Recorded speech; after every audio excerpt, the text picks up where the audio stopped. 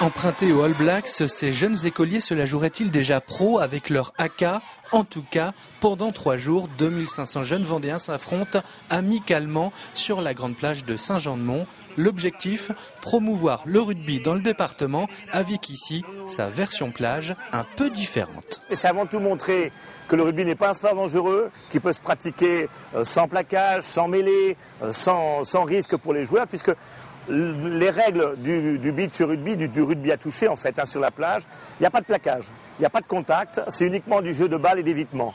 Donc c'est un jeu avant tout basé sur le plaisir d'être sur la plage avec les copains. Le rugby aujourd'hui en Vendée, c'est 8 clubs, 1500 licenciés, un sport en pleine progression depuis quelques années dans le département qui risque là de faire de nouveaux adeptes.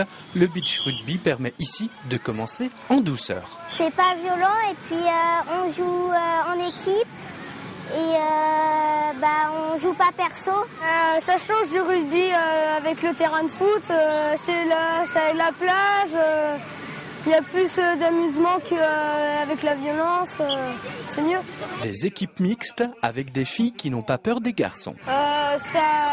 Des fois, il y en a qui sont forts, des fois ça va, mais c'est qu'un jeu, donc au pire, si on perd, et puis ça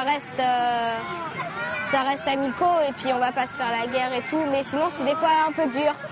Ce cadre estival facilite la découverte de ce sport par le plus grand nombre, une occasion rêvée quelques semaines avant le début de la Coupe du monde de rugby en Nouvelle-Zélande.